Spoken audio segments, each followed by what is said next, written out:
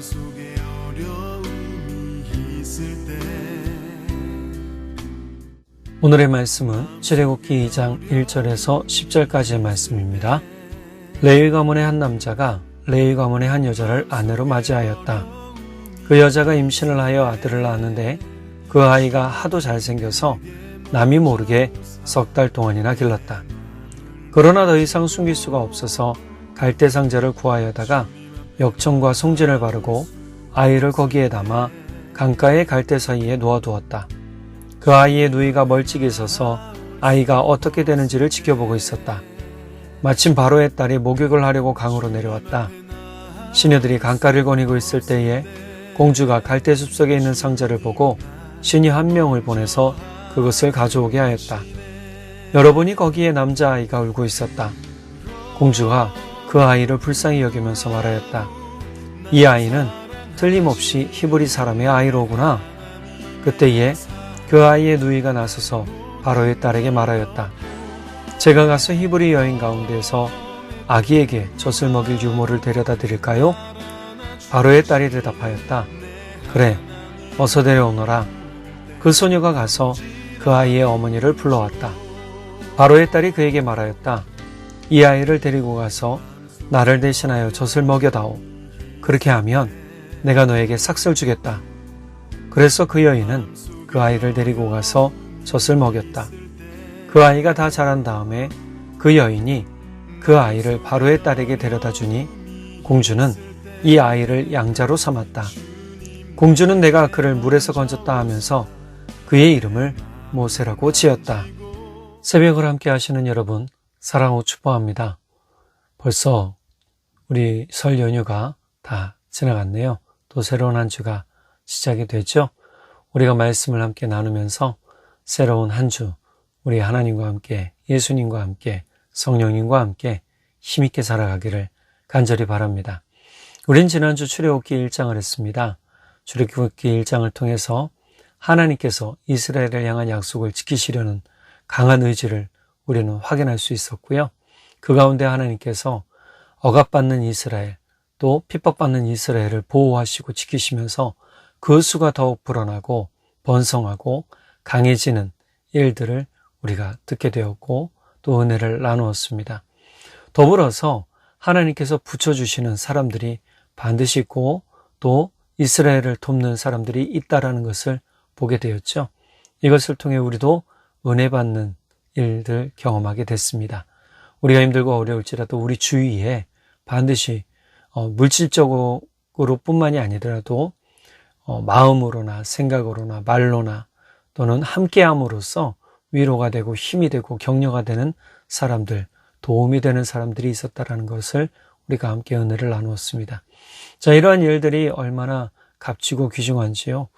하나님께서는 우리와 함께 계시다라고 하시는 부분은 우리에게 힘이 되어주시고 격려가 되어주시는 하나님, 또 우리의 삶을 구원하시고 옳은 길 가게 하시는 하나님에 대한 소망을 더욱 크게 만들어주죠. 바로 1장의 말씀이 그랬던 것 같습니다. 1장 후반부에 보면 결국 이집트의 왕은 이집트의 모든 국민들에게 이스라엘의 어린 남자아이를 다 나일강에 빠뜨려 죽이라는 그런 명령을 선포하게 되지요. 자, 이 이후에 이제 2장이 시작이 됩니다. 2장 1절 시작이 되죠. 그러한 기간이 꽤 지났던 것 같습니다. 그러니까 아마 이스라엘 사람들은 아이가 태어나면 어떻게든 숨기려고 많이 애썼겠지요. 이스라엘은 이제 완전히 위기 가운데 놓여졌습니다. 차라리 하나님께서 돕지 않으셨다면 그런 생각도 좀 해봤을 것 같은데요. 사람의 입장으로는 그럴 수 있을 것 같습니다. 이 위기를 그냥 당장에 모면하고 싶은. 하지만 하나님은 하나님의 계획을 멈추지 않으시죠. 계속적으로 진행해 가십니다. 사람들이 야속해하고 하나님을 향해서 막 뭐라고 한다고 해서 하나님이 사람들의 말을 들으셨을까요? 그렇지 않죠. 하나님은 야곱이었던 이스라엘과 약속을 이루기 위해서 그 계획을 멈추지 않으시죠. 그 계획은 바로 이스라엘을 이끌 지도자를 세우는 것이었습니다. 그 지도자의 가문은 레위 가문입니다. 오늘 본문의 1절에 보면 레위 가문의 한 남자가 레위 가문의 한 여자를 아내로 맞이하였다라고 나오죠. 레위 가문은 우리가 나중에 신명기나 또는 이제 후반부에 넘어가면 제사장 지파로 세워지는 일들을 감당하게 되고요. 그의 형 아론이 특별히 제사장으로 세워지는 것을 볼 수 있게 되죠. 모세의 어머니는 출애굽기 6장 20절에 그 이름이 나옵니다. 요게벳. 요게벳의 노래라는 찬양도 있죠. 요게벳의 뜻은 여호와는 영광이라는 뜻입니다. 모세의 어머니 요게벳은요, 아이가 너무 이쁘다. 오늘 본문 2절에 보니까요, 그 아이가 하도 잘생겨서 남들 모르게 석 달 동안이나 길렀다. 근데 석 달이 지나면서 이 아이를 어떻게 더 이상 숨길 수 없는 상황이 됩니다. 그 상황 가운데 이 어머니는 결단을 해야 되겠죠. 그래서 어쩔 수 없이 갈대상자를 구하여다가 역청과 송진을 바르고 방수 작업한 다음에 아이를 거기에 담아서 강가에 갈대 사이에 숨겼다고 그래요. 이 강가가 어디냐면 나일 강가입니다. 나일 강가 하면 그냥 잔잔한 강가로 생각하는데요. 굉장히 무시무시한 동물이 살고 있죠. 악어도 살고 있습니다. 나일 악어라고 굉장히 유명하죠. 자, 이 당시에도 아마 그랬을 겁니다. 강변, 강가에 아주 가까운 곳에 대부분 갈대숲이 이루어져 있으니까 거기에 떠내려가지 않도록 그렇게 놨었겠죠. 자, 이때 모세의 이 당시 아직 이름은 지어지지 않은 상태였던지 아니면 히브리식 이름은 있었을 겁니다. 근데 성경에서는 그 이름이 나오지 않아요. 아이를 그렇게 숨겨두고 갈 때에 미리암이 어머니를 쫓아가지 않죠. 미리암은 남아서 어떻게 될까 상황을 지켜보고 있었습니다. 그런데 그날 저녁 우리 바로의 딸인 공주가 나와서 목욕하려고 봤을 때 멀리서 울음소리를 들었던 것 같아요. 또 희미한 형체도 보이죠. 그래서 시녀를 시켜서 본문에 보면 가져오라고 하고 뚜껑을 열었을 때 아이가 울고 있는 것을 보았습니다. 딱 보고 대번에 알았죠. 이 아이가 누구의 아이인지, 네, 히브리 사람의 아이구나 라는 것을 알고 이야기를 합니다. 자, 그때 참 용감하게도요, 이 모세의 누이인 미리암이 용감하게 뛰어나와서 아이를 키울 유모에 대해서 이야기를 하죠. 젖먹일 그런 유모가 있다라고 얘기를 합니다. 바로 자신의 어머니를 비유해서 지혜롭게 이야기를 하죠. 그러자 이 공주가 아이의 말을 듣고 데려오라고 하고 어머니 요게벳을 데려와서 위탁을 하게 됩니다. 위탁해서 이제 아이를 키우게 되죠. 사실은 요게벳의 입장으로서는 내 아이를 키우는 거잖아요. 얼마나 즐겁고 감사했을까요? 그런데 참 대단했던 건 요게벳도 이 공주에게 도로 아이를 데려다 줘요. 자, 그리고 이 공주는 아이를 자신의 양아들로 삼게 되죠. 현대인의 성경에서 보면 이 아이를 데려다 줬을 때 나이를 보게 되는데요. 그 아이가 제법 자랐을 때 이렇게 얘기를 해요. 세번역본에는요, 그 아이가 다 자란 뒤에 라고 하고 메시지 성경에서는 아이가 젖된 뒤에 이렇게 나와요. 자, 현대인의 성경이나 세번역에서 표현한 것은 아이가 어느 정도 자랐음을 말하지만 메시지 성경은 젖된 후라고 하니까 아이가 얼마 되지 않은 것 같죠. 우리나라 같은 경우에는 길어야 2년 정도 어머니가 아이에게 젖을 물리죠. 근데 히브리 전통으로는요, 최대 7년까지 아이에게 젖을 먹인다고 합니다. 그런데 평균적으로는 3년에서 4년 정도 먹이고 젖을 뗀대요. 그러니까 이 당시의 관습으로 본다면 아이가 3살에서 4살, 3살에서 5살 사이 이 정도 되지 않았을까 싶은데요. 이때 되면 아이도 히브리 언어를 어느 정도 다 배웠고 또 어머니와의 요게벳과의 유대관계도 다 이루어졌을 때라고 봅니다. 어머니 입장에서는 끝까지 내가 데리고 있고 싶었겠죠. 그런데 아주 당연하게 이 아이를 데려다 줍니다. 그리고 이 공주는 아이의 이름을 짓죠. 모세라고 짓습니다. 모세라는 뜻은요, 물에서 건져낸 아이라는 뜻입니다. 10절에 그 부분이 아주 분명하게 나와 있죠. 공주는 내가 그를 물에서 건졌다 하면서 그 이름을 모세라고 지었다. 아니, 상황이 어려워도 그렇지 어떻게 자신의 아이를 버릴 수 있을까요? 그렇게 생각할 수 있어요. 그러나 당시 이 아이를 버리지 않으면 가족이 죽을 수 있는 상황이었다라고 생각해 본다면 이 아이를 버리는 것이 맞는 일일 수도 있겠죠. 자, 그런데 이 어머니 매우 지혜로웠습니다. 갈대상자에 아이를 넣어서 갈대숲 사이에 넣어놓죠. 아마 그 당시에 공주가 왕궁에 가까운 곳에서 목욕을 했을 테니까 왕궁 근처에다 갖다 놨었던 것 같아요. 혹시나 하는 마음에 갖다 놨을 수도 있겠죠. 참 지혜로운 일들이었죠.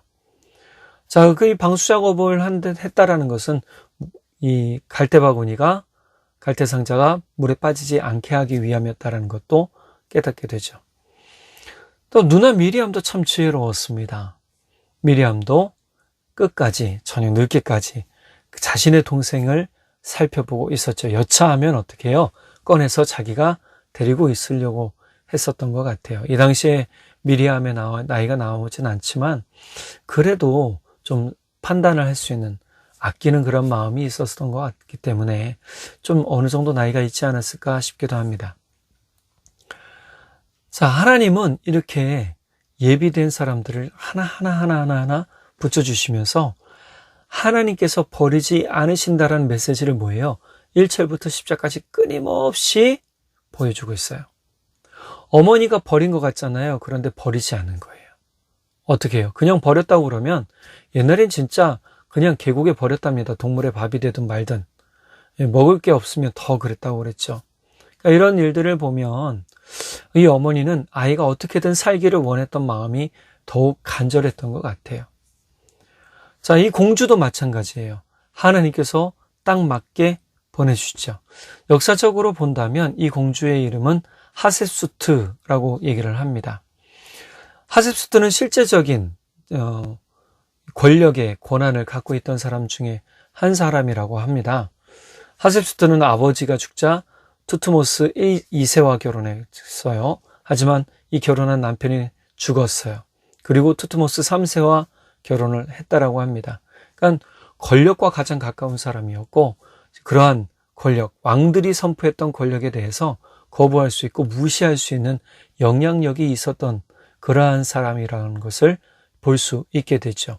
그러니까 바로의 딸이라고 해서 함부로 하지 못하지만 결혼한 남자가 왕이라면 내가 키울 수 있는 상황이 되었기 때문에 이것도 뭐예요? 하나님께서 예비하신 것으로 볼 수 있습니다. 반면에 아주 단호한 사람은 아니었던 것 같아요. 누가요? 이 바로왕이 공주가요. 긍휼이 많았던 사람이었습니다. 히브리인의 아이네? 라고 했다면 왕의 명령을 따르면 어떻게 해야 되죠? 그냥 바다에, 이 강에 던져버렸어야 되겠죠. 그런데 어떻게 합니까? 아이의 말을 또 들어요. 미리암의 말을 들어요. 유모가 있다는 말에 데려오라고 하고 그 유모를 데려오자 어떻게 합니까? 위탁 가정처럼 아이를 맡깁니다. 양육을 맡기죠. 자, 위탁 양육을 맡긴 다음에 아이가 젖을 뗀 후 이 아이를 자기가 데리고 있었음에도 불구하고 어떻게 합니까? 그 어머니 요케벳은 공주에게 데려다 줘요. 오히려 유대인으로 있는 것보다 왕의 아들로 있는 것이 더 유익하다고 생각했었던 것 같습니다. 자, 이렇게 내용을 본다면 하나님은 모세를 버리신 게 아닌 겁니다. 우리는 사람들이 어머니가 모세를 버렸으니까 버려진 것이다. 그런데 여인이 봤으니까. 근데 타이밍이라는 것이 있죠. 하나님은 그 타이밍을 만들어 가시고 그 시간들을 이끌어 가신 분이라고 말씀을 드렸잖아요. 그러니까 우리가 그것을 생각해 본다면 하나님은 절대적으로 이 시간들을 잘 계획적으로 이끌어 가신 분이라는 사실을 볼 수 있고 사람의 버림을 통해서 하나님이 위탁하시는 것을 보여주시는 그러한 계획을 알 수 있게 되죠. 우리의 삶도 마찬가지입니다. 내가 살아가는 삶이라고 내가 너무 힘쓰는 것보다 하나님께 위탁해드리는 것도 좋은 방법입니다. 우리는 내 삶을 하나님께 위탁해 드려야 됩니다. 그래야 내가 지혜로운 삶이 무엇인지를 경험할 수 있게 되고 또 옳은 삶, 복된 삶이 무엇인지를 경험할 수 있게 되는 것이죠. 오늘 1절부터 10절까지 본다면 모세는 버려진 게 아닙니다. 우리 삶도 마찬가지입니다. 우리는 버려진 인생이 아닙니다. 하나님이 끝까지 붙들고 계십니다. 우리가 하나님을 놓지 않으면 하나님도 우리를 놓지 않으십니다. 그러니 여러분은 절대 혼자가 아닙니다. 예수님을 믿는 사람은 예수님께서 함께 하시고, 예수님이 친구 되어주시고, 예수님이 구원자가 되어주시고, 예수님이 인도자가 되어주십니다. 오늘 닫힌 문을 통해서 또 다른 문을 열어주셨던 것처럼 믿는 이들에게 또 다른 문을 열어주십니다. 그것을 우리는 믿어야 됩니다. 비록 버려진 아이가 될지라도 하나님께서 보호하시고 구원하시는 일은 멈추지 않으시며, 하나님은 하나님의 자녀를 버리시는 일을 절대 하지 않으십니다. 시편 94편 14절 세번역분에 보면 주님께서는 주님의 백성을 외면하지 않으시며 주님이 소유하신 백성을 버리지 않으실 것입니다. 버리지 않으신다. 하나님은 하나님의 백성을 향하여 눈을 두시고 마음을 쏟으시고 언제든 구원의 손을 내미시는 하나님. 우리가 혼자라고 느끼는 이유는 한 가지예요. 내가 하나님을 향해 시선을 두지 않기 때문이고 마음을 두지 않기 때문이죠. 내가 마음을 하나님께 두고 시선을 하나님께 두면 하나님은 영원한 우리의 하나님이 되십니다. 바로 당신의 하나님이 되시고 여러분의 하나님이 되시는 것이죠. 이 말씀을 오늘 이후로부터 깊이 새기시면 참 좋을 것 같습니다. 하나님은 절대로 하나님의 자녀를 버리시지 않으십니다. 끝까지 하나님과 함께 하시고 하나님이 끝까지 인도하시는 것을 믿으시고 언제든지 주와 함께 나가는 여러분 되시기를 간절히 바랍니다. 기도하겠습니다. 사랑의 하나님 아버지 참 감사합니다. 오늘 우리에게 귀한 말씀 주시고 귀한 은혜 주셔서 너무너무 감사합니다. 오늘 말씀을 통해 우리가 새로운 비전과 소망을 갖게 됩니다. 성령 하나님 도우시고 인도하여 주시고 우리가 소망 가운데 서서 끝까지 우리를 버리지 않으시는 주님과 함께 있다라는 사실을 깨닫고 항상 기뻐하며 감사하며 찬양하는 삶이 되도록 성령 하나님 우리를 인도해 주십시오. 우리와 늘 함께 하시는 주님을 찬양하며 우리 주 예수님의 이름으로 기도드렸습니다. 아멘. 이번 한 주 또 오늘도 주님과 함께 동행하시며 사시는 여러분 되시기를 간절히 바랍니다. 사랑하고 축복합니다.